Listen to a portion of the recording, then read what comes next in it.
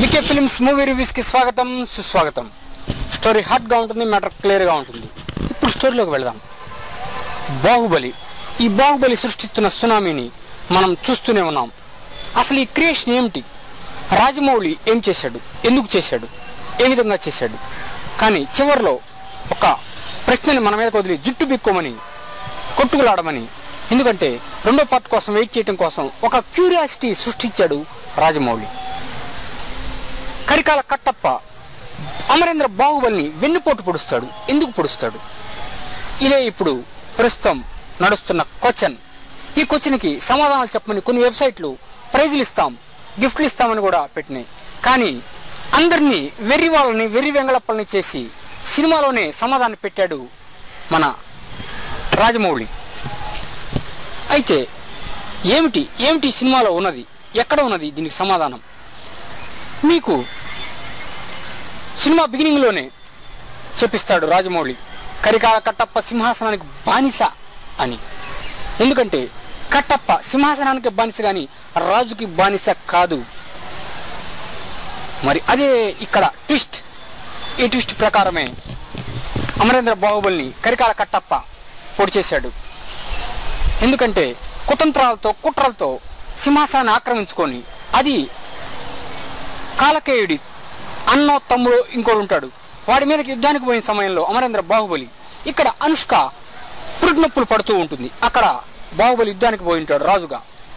అదే టైంలో సింహాసనాన్ని ఆక్రమించుకొని చక్రవర్తిగా రాణా ప్రకటించుకుంటాడు. ఈ కుట్రలో రమ్యకృష్ణ కూడా భాగం పంచుకుంటుంది. మరి సింహాసనం ఇంపార్టెంట్ కానీ కరికాల కట్టప్పకి రాజు ఎవరైంది, చక్రవర్తి ఎవరైంది అతనికి సంబంధం లేదు. అప్పుడు ప్రకటించుకున్న వెంటనే పట్టాభిషేకం చేసుకున్న రాణా ఆజ్ఞాపిస్తాడు కరికాల కట్టప్పని, పోయి అమరేంద్ర బాహుబలిని చంపేసేయని. అంతే, ఇక వెళ్ళిపోయి పొడి చేస్తాడు.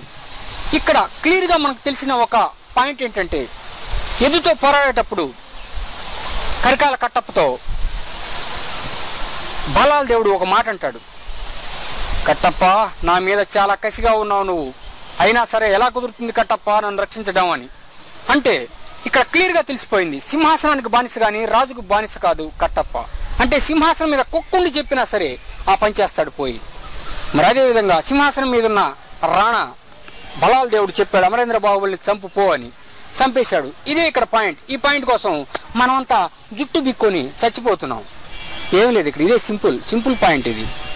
అంటే సింహాసనమే ఇంపార్టెంట్ కరికాల కట్టప్పకి, అంతేగాని రాజు ఎవడైంది అతనికి సంబంధం లేదు.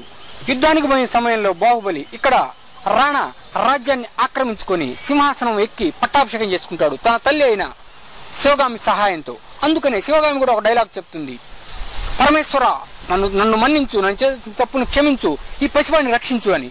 అంటే బాహుబలిని ఎప్పుడైతే చంపారో ఇక్కడ శివగామి కూడా చాలా ఫీల్ అయ్యి, ఎందుకంటే బాహుబలిని తన కొడుకు బలాల దేవుని ఇద్దరిని ఒకే చేతి మీద పెంచింది.